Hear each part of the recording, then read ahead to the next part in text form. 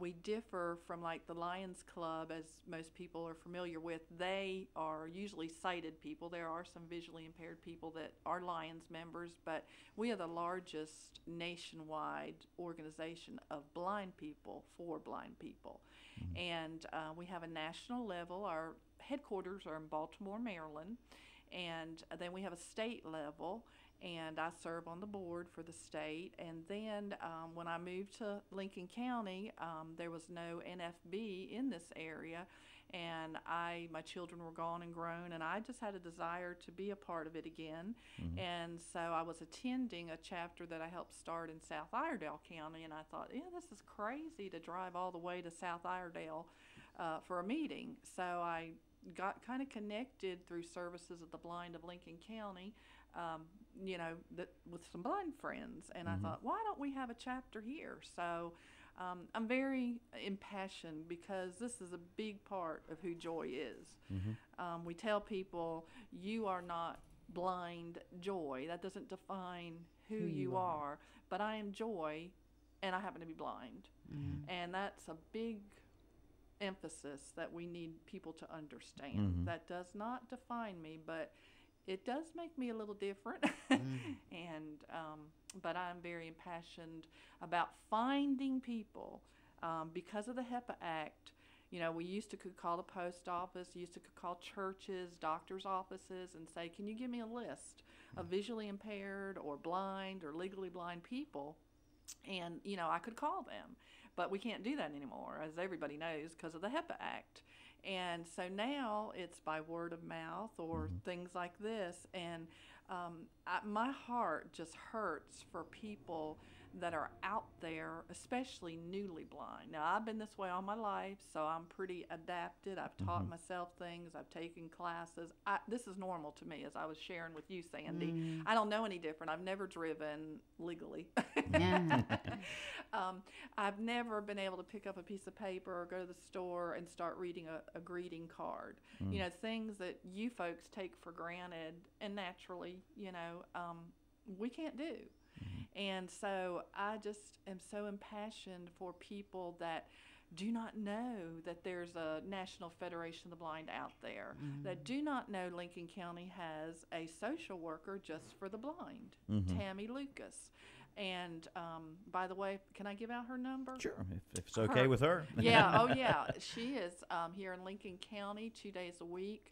And I think it's Tuesdays and Thursdays. I always get that confused. But if they call this number, the message will tell them. It is 704-732-9024. And that is Tammy Lucas. And that would be the first step of getting services, getting themselves plugged in for services for the blind. And then our organization, like I said, is fairly new, and right now we have about 15 members in Lincoln County, and I know there are many, many more people out there that are either, like I said, visually impaired. There's different levels. When you say the word blind, people think total blindness, but there's so many different degrees of blindness, and there's so many different reasons for blindness. Sandy, you and I were talking about that. I happen to have a condition called juvenile macular degeneration, which macular degeneration we hear about all the time in seniors. That's now the leading cause of blindness. But to find it in a child, as they did myself, makes it the rare part.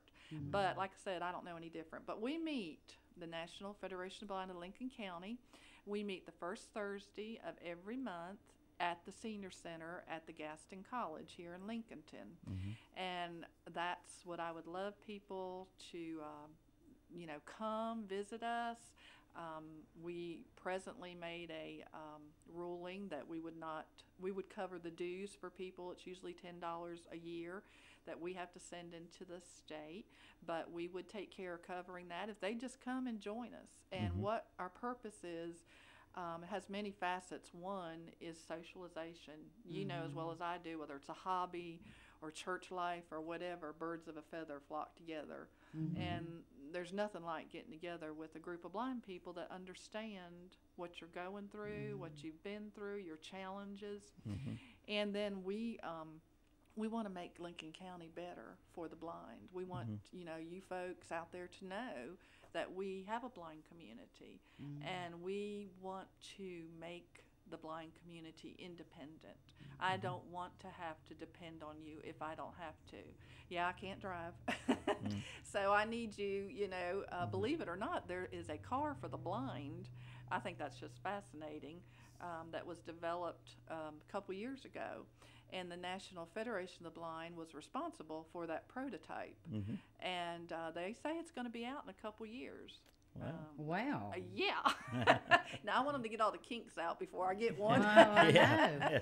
Because it kind of scares me. But it was test-driven, I believe 2 Januaries ago. It might have been 3 now, at the Daytona 500 in Daytona by a totally blind man, totally blind. Van was put out in front of him to go out in front of him and be throwing obstacles out. Never hit a thing. Went around the track, I don't know how many times, I forget, and never hit a thing. And it is based on GPS, laser, just different technology, you know, that we have out there. And I just think that's wonderful, because the saying we used to have in the blind is there's only 2 things we can't do: surgery and drive. And now they're, you know. It may just be one thing. Yeah, and who knows about that? I know. As a sighted person, I've often wished somehow, well, I just wish they would invent a car that would drive itself. Maybe. Just type in where you want to go and hit enter. Yeah, that And would they be are working. amazing. Yeah, they are working on that. But the National Federation of the Blind, that's why it's so important that we have it and that we fund it, because they are doing things like this. They also were responsible for talking ATMs. I don't know if you are familiar, or I didn't even know that existed. I can go as a blind person to the bank and not have to worry about help, you know, needing help.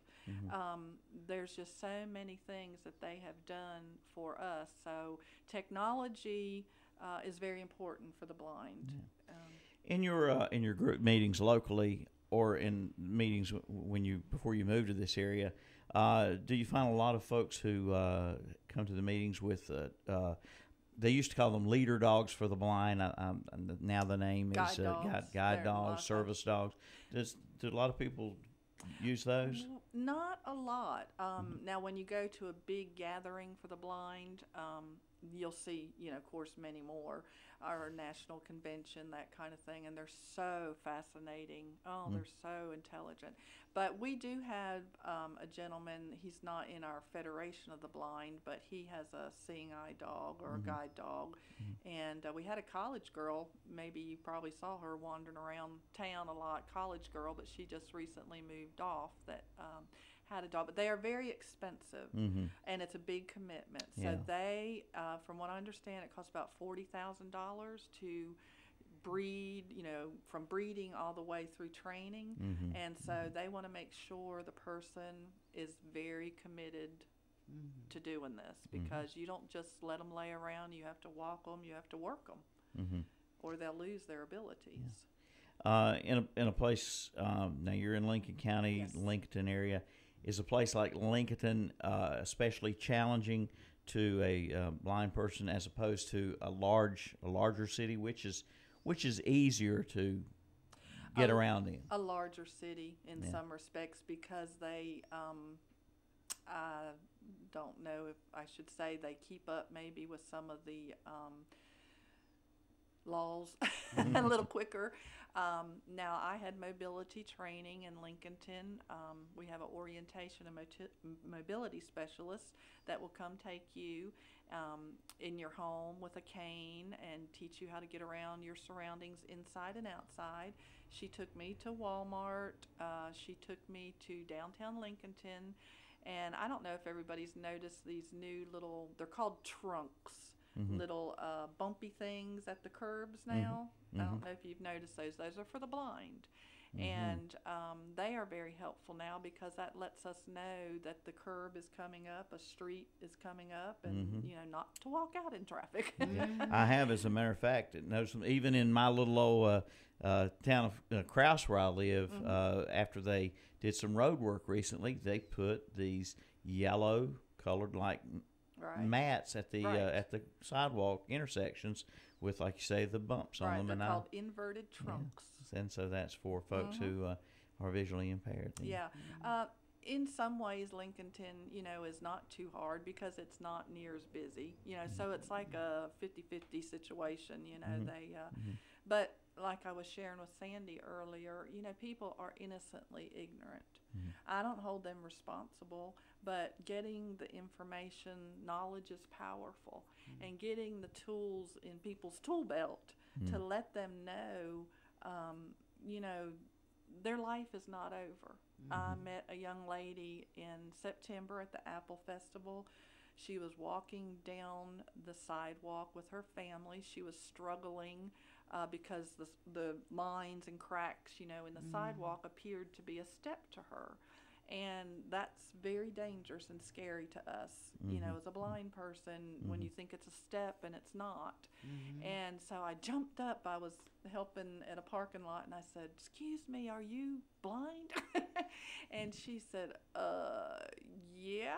And I scared her to death, and I shouldn't have put it that way. But when I see a blind person struggling, again, like I said, my heart just wants to get them plugged in, But anyway, she had a stroke. She's in her 30s, and her name's Shannon, and she thought her life was over. She had been sitting at home for a year and a half, just dwindling away, and was in depression. And I said, "Girl, there's nothing you can't do. You just got to get the right resources." And that's, to me, that's what it's all about. I've been this way all my life. And so now I can get on the path. I'm on the path, and I can help somebody else that's not as far up that path. And that's why I'm here today.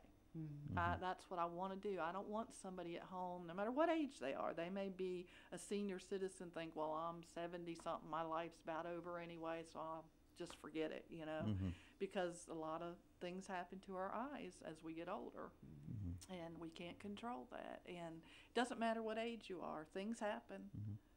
What about a person who has been told, their eyesight is going to, go away eventually?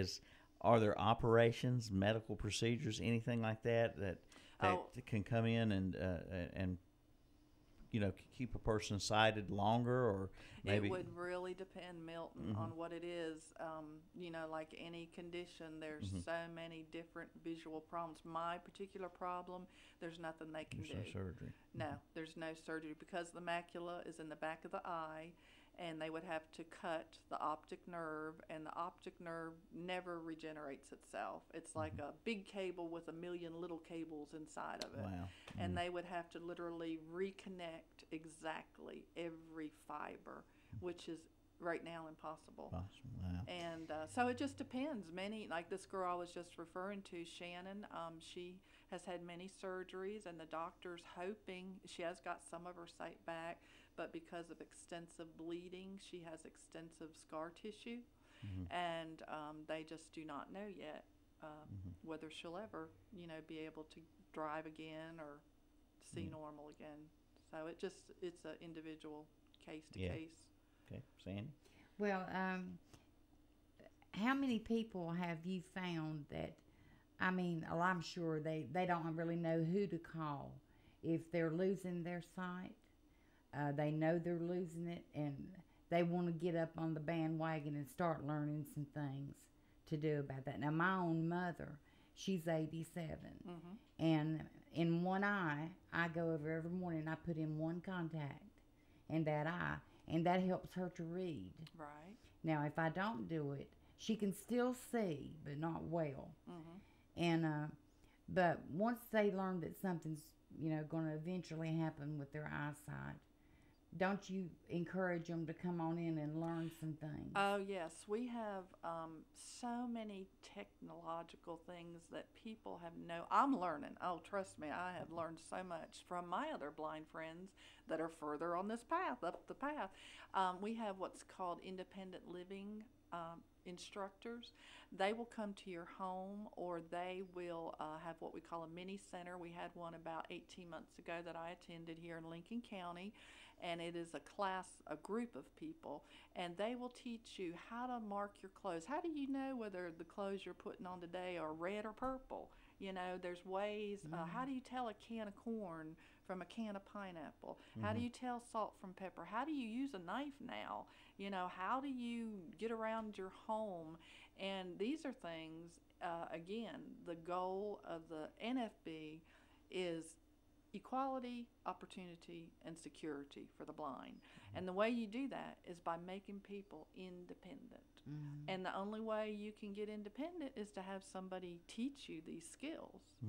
And unfortunately, I didn't know a lot of these services myself. My parents did not, because they never had a blind child before, and no doctor told us. Now, and this, I'm not slamming doctors, but unfortunately, somewhere the ball is being let down, because doctors, eye doctors especially, should have told, like my friend Shanny, you know, Shannon, if something, you know, we can't get your sight back, don't worry, I'm going to give you information on who to contact. That's not being done. And that's one thing I want our chapter to do, is get around to not just eye doctors, but even our family physicians, because they all have patients that are, you know, visually impaired that they know about. And that even though they can't let me talk to them immediately without their permission, they can give them a brochure on the NFB and let them know, yeah, there's somebody out there that there's talking programs, we call them screen readers for the computer, that reads to me. I have a talking watch on right now. I have a talking calculator. There's all kinds of contraptions. How do you pour liquid in hot coffee into a cup and know when to stop? You know, without burning yourself. Just things we just obviously take for granted. Yes, and yes. growing up, you know, as 6 years old, you were diagnosed with the condition, and you said some folks who later in life they may get depressed, they may just kind of go into a shell. But growing up, were you strong-willed and determined that you were going to do things yourself? You didn't want a lot of help, or yes. How did you handle my it? parents, like I said, they were both teachers, and my dad was determined, especially, you try anything you want as long as it's not dangerous. He wasn't going to let me, you know, get in danger. But we had some property, and I had my own motorcycle. We had a dune buggy. We had a go-kart. My dad would put me out in the field where there was nothing and teach me how to drive, and I did. And I actually could see well enough. I played high school basketball. Don't ask me how I could. I could see that big orange ball being thrown at me. And so I did, you know, play some sports. Now my vision has regressed. I can tell a big difference as I am aging, because the things I used to could do, I can still see the orange ball, but I can't play volleyball anymore, and you know, some things like that. But we even have beeper balls, though. Oh, okay. And one thing I really wanted to share, I know I talk too much, so You go right ahead. we have a wonderful program that we were awarded in Lincoln County just this past year to have. It's called the Bell Program. What that means is Braille Enrichment, Literacy, and Learning, and it is a blind day camp, blind children's day camp. We had 8 children from 5 years old all the way up to 15. They come for 2 weeks. It was hosted this past year at David's Memorial Baptist Church. This year it will be at Bover City Methodist. And we worked very closely with the Lions Club. It's a National Federation of the Blind program, and it is a privilege to be awarded to have this. Only 18 counties in the nation have it presently. And we teach these children it's okay to be blind. It's not shameful. It's not shameful to have a cane. I don't use mine like I'm supposed to. I should have it here today, and I don't, so I'm not a good example there. That's my independence coming out, Milton, that you were talking about. I travel a lot. I fly a lot, and my dad used to say, swallow your pride and ask for help, you know, because I want to do everything on my own, but that means I might have ended up in Kalamazoo, Michigan, instead of where what gate I was supposed to be at. But getting back to the Bell program, this will be June the 28th through July the 11th. And it is headed up by the National Federation of the Blind by our visually impaired teacher of Shelby County, Yvonne Franz. And I believe this year, Abby McCall from Lincoln County, who is our school visually impaired teacher. They didn't have those when I grew up in school. So things are coming along. That means if you're in school and you're visually impaired, you have your own teacher that can pull you out, and help you. But this is an amazing, it will change your life. It will change your life. If you go by and it's a fun-based program. Everything we do is fun-based, but it's all about Braille because they're trying to do away with Braille. And if they do away with Braille, they think technology, will take its place. It won't happen because Braille's the only way that blind people have to write presently. And if they take that away, it's really going backwards. But we play games, blind twister, and I did the kitchen work and the volunteer work and taught these kids how to use a microwave, how to use a stove. We cooked with them. And parents can be a wonderful asset to a blind child, or they can be their worst enemy. And they don't mean to be, but my dad, because of making me independent, was the best thing he could have ever done for me.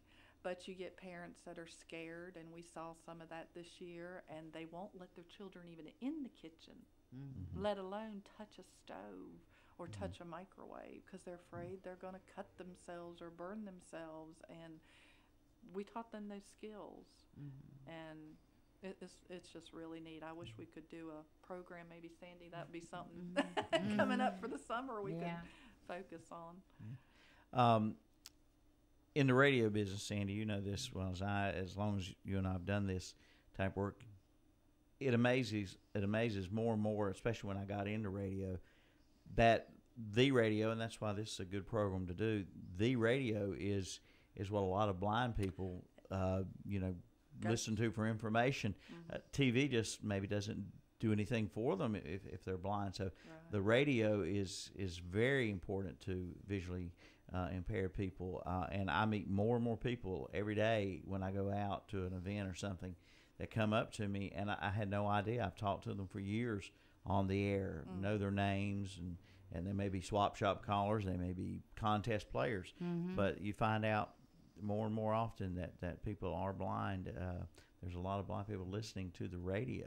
Right. I don't watch a lot of TV because if I do, it's basically a radio to me because I have to get so close to see it that it's uncomfortable. It's not relaxing.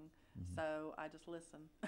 and I hope doing this program, I hope it reaches a lot of those folks out there. I know if the person themselves that's blind is not listening, maybe a family member will say, this is something I found out about today.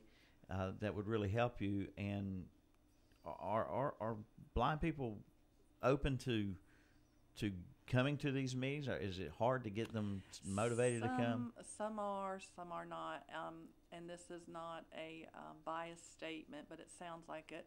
Men are very hard to get to come even to acknowledge their blindness, because God gave them a built-in character that they are to be the providers, they're to be the protectors of their family. Now the blind man has lost his job probably. Many situations end up in divorce, which is so sad. The wife cannot handle it. It's just wreaked havoc in their marriage, and it is very hard. It's almost like AA or something. You have to admit, number one, your situation, and that you now need help and you need to, readapt your life. And there's, talking about the radio and the blind people, there are many blind people who actually go into broadcasting. Sure, absolutely. Because it's a venue, that they can do. And that's the main thing. I just want to get the two things out. Number one, we're there. I would love people to call me, and I'd be glad to give you my number and also that life is not over. It just has to be changed now. A little, the way you do things might be a little different, might take us a little longer, but like I said, other than surgery, there's nothing you cannot do. There really is not, if you put your mind Just to a it. different way in learning how to do it. Right, it's a mind thing, as is everything, losing weight or whatever. It's a mind game. It really is. Well, now, Joy, how do they get in touch with you? My phone number is 828-428-3239, and I would just be glad to talk to anyone. And Milton, we also need sighted people. We had a man visit. I was not at the meeting last month. I was on vacation, but a man, I think he's from Cherryville, came to visit that is sighted. And he just has a heart for the blind. Maybe there was somebody in your family background, or maybe you just have a charitable heart and you're looking for an organization to help. Oh, we need sighted people, because obviously we can't get around without you. Or I would be stuck at home or hitchhiking, one of the two. But and that's the big T word, transportation for the blind in any town, but especially in small towns like Lincolnton. Transportation is a big issue, because I do have a husband, and he is so gracious to take me wherever he wants. Wherever I want. Yeah, if he took me where he wanted, I wouldn't go anywhere. But people that do not have a spouse or good friends or a church family, they're really struggle. They really do. Well, you married and went on and had 3 daughters? Yes, ma'am. And you've got grandchildren? 8 grandchildren. So you've not let this stop you? No, I guess that was my personality. And if I could just share, I believe this is who God designed Joy to be. I would love to know what it's like to be able to see normally, to drive, to just pick up something and start reading it. But truthfully, I would never have met the wonderful people in my life. I would never have had a reason to be the places and go the places that I have for the blind if I wasn't, visually impaired. And so while I would love to know what it's like, I wouldn't trade it, because it's made me who I am. And taken me places that I probably I wouldn't be here today talking to y'all. Well, I'm sure. Joy, it is a joy to be thank you so much. in the same room with you. Oh, thank you. And we appreciate you coming so much, and we'll have you back. Oh, thank you. And thank you so much. And please, somebody call. We, advertise on the swap shop. You hear me all the time, and we have gotten some calls. The gentleman I just referred to was one of them that heard me on the swap shop. And as you said early on in the interview today, you can't get the names and numbers of people due to laws. Right. So anyone out there, it's up to you or a friend to maybe get you nudged in the right direction to give Joy a call and get started attending these meetings and get back. No matter how long you've been blind, some may from birth, some may due to a medical reason or accident or whatever. Right. Give Joy a call and get started on attending these meetings, and I think folks will find out very quickly how many people out there, they're not alone. Right. How many people out there identify with their situation. And we are working very hard in the legal field. We go to Washington every year to lobby for new bills to help the blind as a nation, and it works. And you have time for me to share just a quick email? Absolutely, sure. Okay. I thought this was just a God thing. I got an email from my mom in Florida Sunday, and it was called Two Horses. And to me, it's like, wow, I got to share this. It just sums up. There was somebody driving by a beautiful pasture one day, and they looked over and saw 2 horses. And they said at close glance, you could tell one was blind. And that was the big horse. And then there was a little horse. Well, the farmer was so gracious, he should have usually put the horse down because he was blind. But he didn't. And he took a bell, and he tied the bell on the neck or the bridle of the little horse. And that bell was enough for that blind horse. He would follow that little horse everywhere, and that horse would, of course, not lead him into anything. So he didn't, run into things, didn't fall down into a creek or a ditch. And every night when it was time to eat, go to the barn, the little horse would start to the barn, and you could hear that bell ringing, and the little horse would look back over his shoulder to see if the blind horse was following him, so that he could get to the barn every night to eat. And the moral or the purpose of the story was, sometimes we're the blind horse and we're following somebody. And sometimes we are the little horse with the bell and we're leading somebody. And I thought, that just sums up what I want to say today. It just touches my heart, to know that I'm here for a reason, in this world. It's a God divine appointment. And at times I've needed help. I've needed to be the one following. And now, not that I've arrived, I still need to follow. But now I have the tools that I can be the little horse and lead somebody else, on this path of blindness. And that just, to me, says it all. That's wonderful, Joy. Well, thank you so much for coming with us. It's been a true pleasure to have you with us. Yes, it has. Absolutely. Keep calling me on the swap Oh, shop. don't worry. And Sandy, great show today. Yes, appreciate you getting this program organized today, and all the shows you do. As I started to say a moment ago, I'm in the room right now with two inspirational women. Thank you. Sandy and Joy. You both are an inspiration to me. And what have we got coming up? Okay, tomorrow we're going to talk about water. And Sam Michaels will be here with us. And the alkaline water, the water that you drink, is supposed to be so good for you. Kangen water, I believe. Kangen Is that the water, name of it? yes. Yeah. So I've he'll heard be of with that for a us long tomorrow time. for our Wednesday show. All right. We thank you, folks, for listening in today. And once again, if you would like to get more information about what we talked about today, you want to give Joyce, Joy, you want to give your phone number one more time? Sure, one more time. 828-428-3239, and you will be hearing me on the swap shop do it again. So, Okay. All right. And thank you so much. Thank you again. Thank you, folks. Thank you. We appreciate you, and we'll see you here tomorrow on the Community Profile, Monday, Tuesdays, and Wednesdays here on Big O Country.